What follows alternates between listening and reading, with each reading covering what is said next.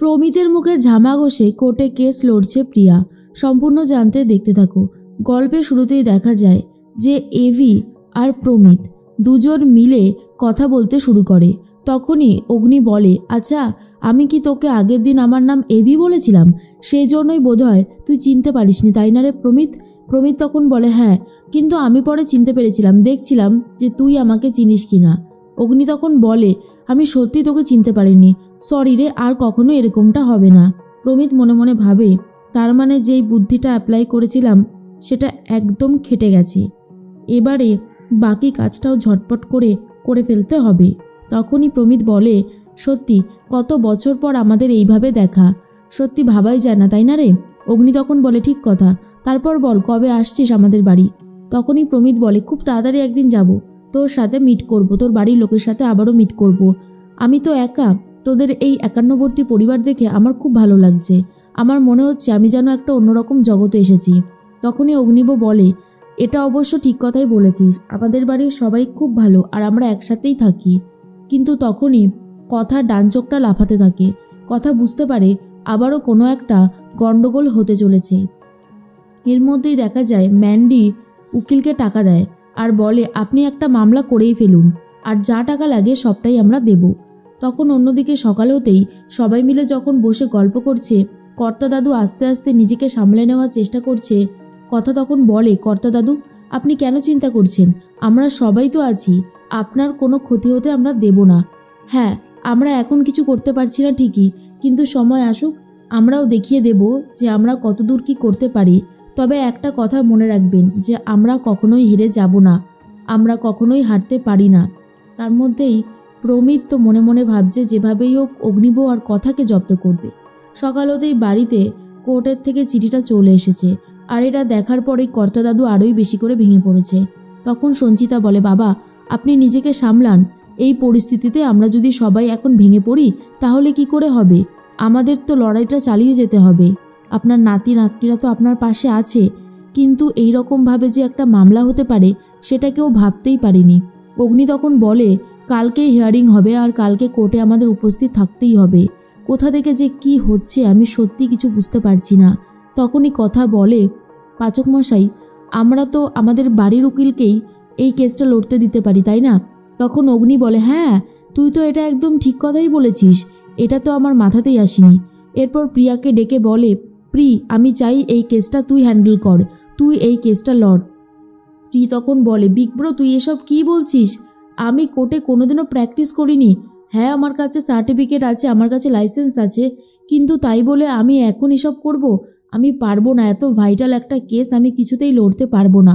তখনই চলে এসেছে লেখা আর বলে, দেখ প্রিয়া, তোকে আমি অনেক কষ্ট করে বড় করেছি, তোকে আর তোর দাদাকে এই বাড়িতে নিয়ে এসেছিলাম, তোর দাদু কোনোদিনও তোদেরকে অযত্ন করেনি, ভালোবাসা দিয়ে তার নাতি নাতনিদের মতোই তোদেরকে বড় করে তুলেছে, ভালোবাসা দিয়েছে। আজকে তুই তার হয়ে কেসটা লড়তে পারবি না? তাহলে আর তোদেরকে বড় করলাম কেন, মানুষ করলাম কেন? প্রিয়া তখন বলে, মা তুমি ভুল করছো, আমি কোর্টে কোনোদিনও কেস লড়িনি, তার ওপর দাদানের এত ভাইটাল একটা কেস, আমি যদি হেরে যাই? তখনই প্রিয়াকে সবাই মিলে উৎসাহ দিতে থাকে। নীলাদ্রি বলে, আপনি হারবেন কেন রেডিও দিদিমণি, আমরা সবাই তো আপনার সাথে আছি, আর আপনি তো নিজেও বিশ্বাস করেন যে দাদানের সাথে যেগুলো হচ্ছে সেগুলো ভুল হচ্ছে, সেগুলো মিথ্যে, আর সত্যিটা ঠিক সবাই জানবে, আর আপনি পারবেন। সবাই মিলে প্রিয়াকে উৎসাহ দেওয়ায় প্রিয়া তো রাজি হয়ে যায়, কিন্তু ভয়ও পেতে থাকে। অগ্নি বলে, আমরা আছি তো। প্রিয়া বলে, দাদান তুমি চিন্তা করো না, তোমার হয়ে কেসটা আমি লড়বো, আমি যখন পড়াশোনাটা করেইছি তখন এবার দেখিয়ে দেওয়ার সময় চলে এসেছে। তখনই অন্যদিকে কথা বলে, পিসিয়া কাকিয়া চলো আমরা মা আনন্দীর পুজোটা সেরে ফেলি। এরপর কথা যাচ্ছে পুজো সারতে। তখনই মা আনন্দীর কাছে একটাই প্রার্থনা, সব যেন ঠিক হয়ে যায়, গুহবাড়িতে যেই ঝড় উঠেছে সেই ঝড় যেন আস্তে আস্তে থেমে যায়। এরপরেই পাচক মশাইয়ের সাথে কথা বলতে শুরু করে আর বলে, আপনি কর্তা দাদুর পাশে দাঁড়ালেন না কেন পাচক মশাই, আপনি এগিয়ে কেন গেলেন না? তখন অগ্নি বলে, কেন যাব বলতো, যখনই কিছু করতে চাই উনি আমার ক্রেডিটটা দেয় না, সেই জন্যই আমি যাইনি। কথা বুঝতে পারে দাদু আর নাতির এই অভিমান হয়তো কোনোদিন কমবেই না। এর মধ্যেই বাড়িতে চলে এসেছে প্রমিত। ছোটকা তখন বলে, আরে তুমি কখন এলে? প্রমিত বলে, এই তো ছোটকা এক্ষুনি এলাম, সরি আমি তোমাকে ছোটকা বলে ফেললাম। তখন ছোটকা বলে, না না তুমি ভালোই করেছো, বসো এখানে। এর মধ্যেই অগ্নি এসে বলে, আরে প্রমিত তোর জন্যই তো অপেক্ষা করছিলাম, আমি তোর কাছে ক্ষমা চাইছি, আমি তোকে আগের দিন চিনতেই পারিনি। প্রমিত তখন বলে, আরে না না, ওরকমটা হতেই থাকে, এত বছর পর কি তোর পক্ষে চেনা সম্ভব ছিল? যাই হোক, আমি এই তোদের বিপদের দিনে পাশে দাঁড়াতে চাই। বলছি, তোদের কোনো উকিলের ব্যবস্থা হয়েছে? আমি সব খবরই পেয়েছি, আর আমি না হলে একটা ভালো উকিল দিচ্ছি। তখনই চলে এসেছে অর্ণা আর বলে, না না, উকিল লাগবে না, আমার বোন প্রিয়া ওই এই কেসটা লড়বে। এটা শোনার পরে একটু ঘাবড়ে যায় প্রমিত, আর অন্যদিকে কথা ভাবে, এই ছেলেটা কেন এরকম বলল, ও কেন এরকমটা বুঝতে পারলো যে আমরা হয়তো লয়ার নাও পেতে পারি। যতই পাচক মশাই বলুক না কেন, ছেলেটাকে আমার খুব একটা সুবিধের বলে মনে হয় না। মনে হয় যেন ও এই বাড়িতে আসছে কোনো একটা উদ্দেশ্য সাধন করার জন্য। এর মধ্যেই অগ্নিকে সাইডে ডেকে নিয়ে গিয়ে বলে, তোর যদি কোনো টাকা পয়সার দরকার হয় তুই আমাকে বল, আমি আছি তোর পাশে। কিন্তু বলে দেয় অগ্নি, এখন কোনো টাকা পয়সার দরকার নেই রে, যদি কখনো পড়ে অবশ্যই তোকে বলবো।